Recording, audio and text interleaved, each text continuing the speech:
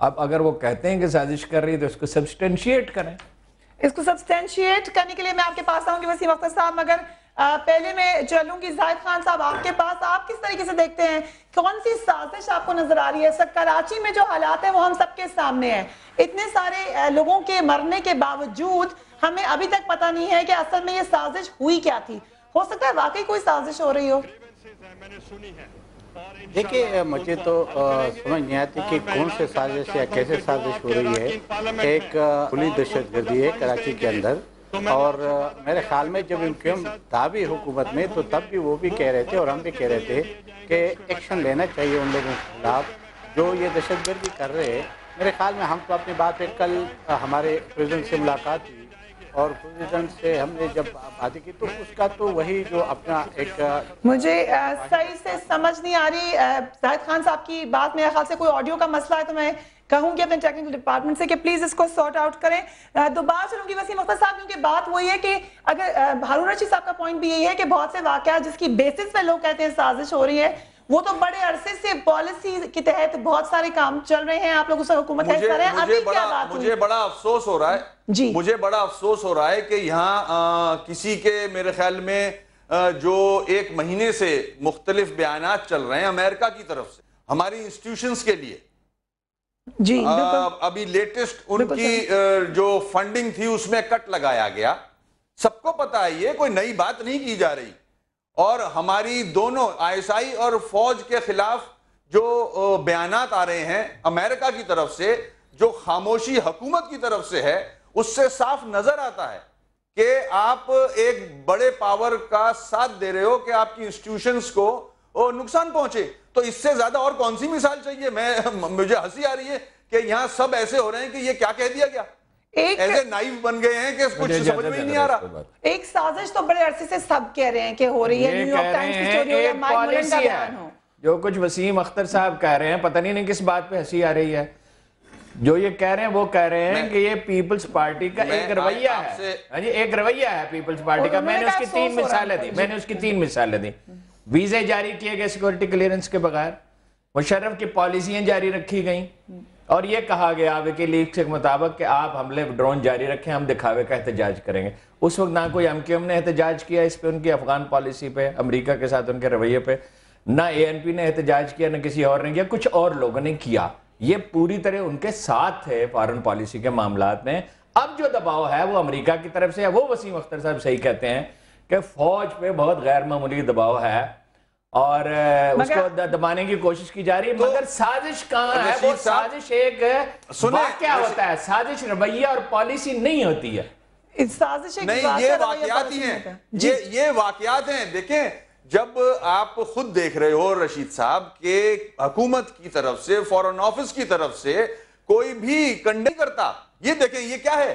یہ ملی بھگت. اسی طرح ملی بھگت ہے کہ قصبہ کالونی میں کوئی فورس نہیں پہنچی، 3 دن قتل عام ہوتا رہا.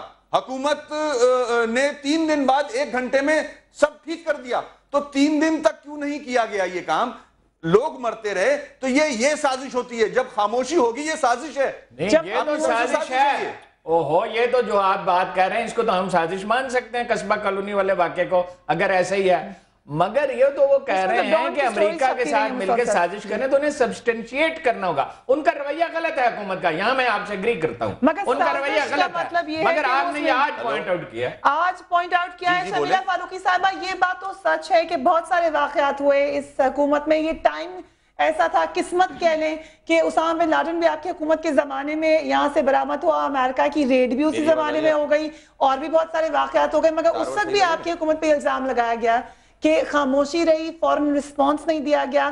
وسیم اختر صاحب کا پوائنٹ یہ ہے کہ مسلسل بیانات آ رہے ہیں ISI کے خلاف، پاکستان کی آرمی کے خلاف. حکومت کو زیادہ اسٹرانگ سٹانس لینا چاہیے. مائک مولن نے تو آپ کی حکومت کو کہہ دیا سلیم شہزاد کی قتل کے بارے میں.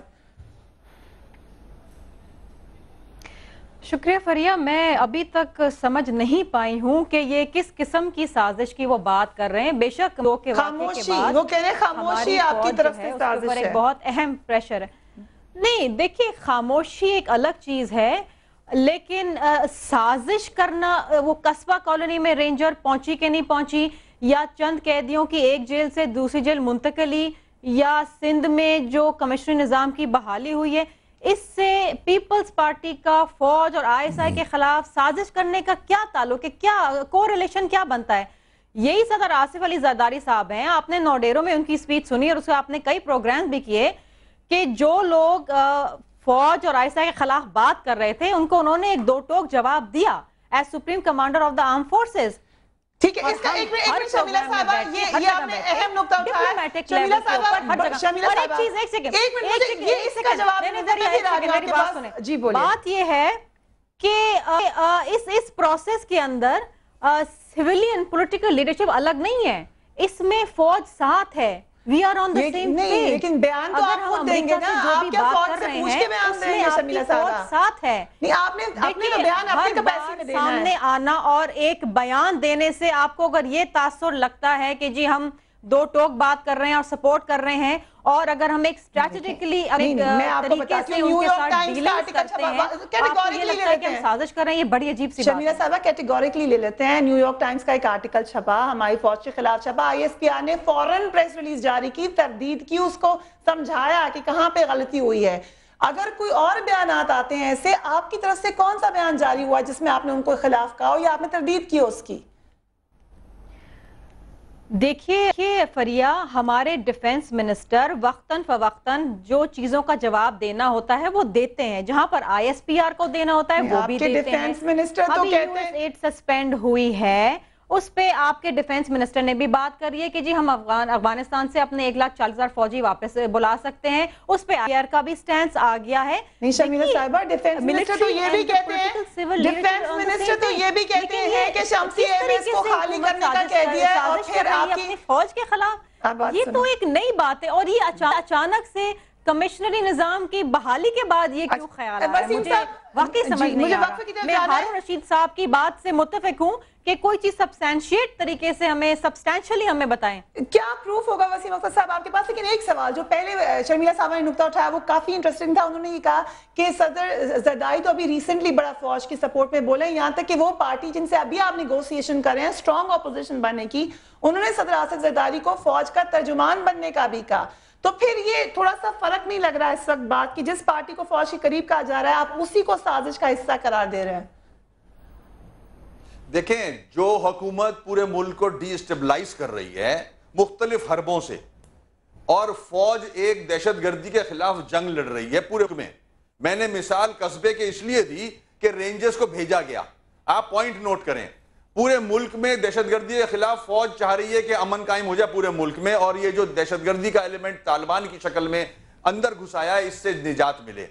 اور آپ یہ دیکھیں کہ اس کی بجائے کہ فوج کو سپورٹ کیا جائے، فوج کے فیور میں بیان دیا جائے، آپ مزید جلتی پہ تیل کا کام کر رہے ہیں اور پورے ملک میں پولیٹیکل پارٹیز کو بھی لڑوا رہے ہیں، اور ایسے اقدامات نہیں کر رہے کہ جہاں اس قسم کے جو امن و آمہ کے واقع ہو رہے ہیں اس کو کنٹرول کریں. مگر وسیم اختر صاحب، دونوں جماعتوں میں سے پی ایم ایل نون کے بیانات لے لیں، پیپلز پارٹی کے لے لیں، کون سے آپ کو فوج؟ ایک منٹ دیکھیں وسیم اختر صاحب، جو کچھ آپ فرما رہے ہیں بائی اینڈ لارج وہ درست ہے. حکومت بیڈ گورننس کا مظاہرہ کر رہی ہے، تعصب کا مظاہرہ کر رہی ہے، امن و امان کے سلسلے میں اپنی ذمہ داریاں پوری نہیں کر رہی ہے، غیر ذمہ داری کا مظاہرہ کر رہی ہے. سازش اس سے سبسٹینشیٹ نہیں ہوتی. میں ایک جملہ آپ کو سنانا چاہتا ہوں. مسلم لیگ کاف کے ایک انتہائی ذمہ دار رہنما سے انڈین ہائی کمشنر نے ایک ہفتہ پہلے کہا، pleasantly we were surprised that in his campaign in Azad Kashmir Nawaz Sharif said nothing against Indian Army or India. یہ ہے حکومت فوج کے خلاف بات کرنا، وہ نہیں ہے جو زرداری صاحب اس وقت کر رہے ہیں. اس وقت وہ بیان حکومت کے حق میں دے رہے ہیں. اگر سازش کر رہے ہیں تو اس کو ثبوت دینا ہوگا. وہ بیان اگر اٹھا لیں، وہی سوال جو کہا کہ اگر پچھلے کچھ آصف زرداری صاحب کے بیانات اٹھا لیں میاں نواز شریف کے، ہم کوئی نہیں کہہ رہے کہ کون سازش کرے، مگر آپ کو انکلینیشن بڑی صاف نظر آئے گی اس میں.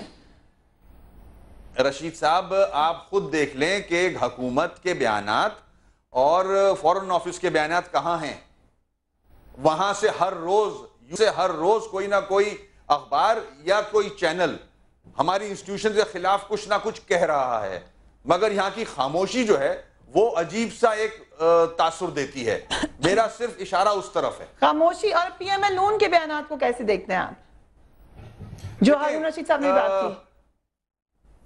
دیکھیں ذمہ داری سب کی بنتی ہے کہ اس وقت جو ملک میں مشکلات ہیں ان کو لے کے بیٹھیں, نہ کہ یہ سیاست چمکائی جائے. ہمارا پوائنٹ یہ ہے اس وقت سیاست سے بالاتر ہو جائیں. مجھے ادھر کے ضلع بنائیں, صوبے بنائیں اور 5 ڈسٹرکٹ کریں, 10 کریں, مجھے اس کی پرواہ نہیں ہے.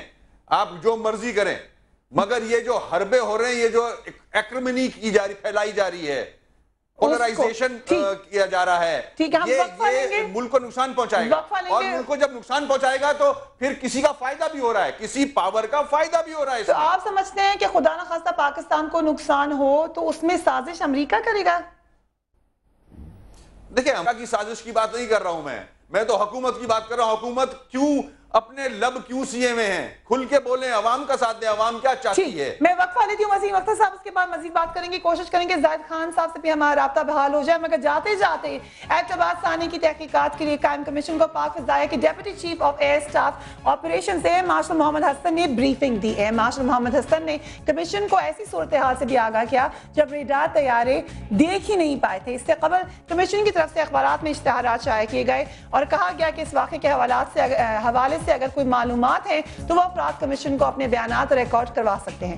واقعے کے بعد نیوز بیٹ کی ٹیم نے ایبٹ آباد کا دورہ کیا تھا اور ہمیں بھی مقامی افراد نے کچھ بتایا تھا جو شاید اس کمیشن کو مدد کر سکے. آپ بھی دیکھ لیجیے.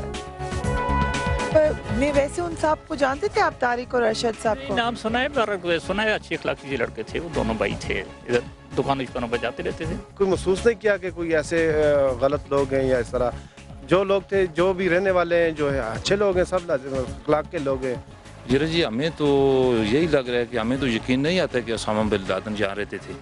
یہ دونوں بڑے مشکوک سے افراد تھے, دونوں بھائی. دیکھیں جی, ہم نے تو ان پہ کسی قسم کا شک ہے ہی نہیں ہے, ایسا کوئی شک نہیں گیا ہم نے ان پر.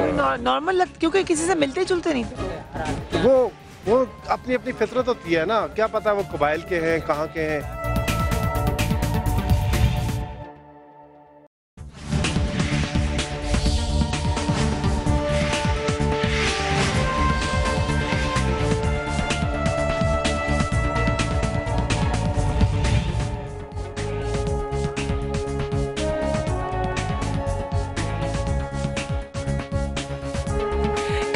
معاملات کا ذمہ دار کون ہے؟ امن قائم ہو گیا مگر 100 لوگوں کی لاشیں گرنے کے بعد اس کا جواب کون دے گا؟ زاہد خان صاحب, آپ سے میرا سوال یہ ہے کہ متحدہ قومی موومنٹ کی تو اپنی ناراضگی ہے پاکستان پیپلز پارٹی سے, وہ الگ بھی ہو گئے حکومت سے. آپ کیا سمجھتے ہیں کراچی کا امن اب بحال ہمیشہ کے لیے ہو گیا یا دوبارہ ایسے واقعات دوبارہ ہوں گے, اور ذمہ دار کون ہے؟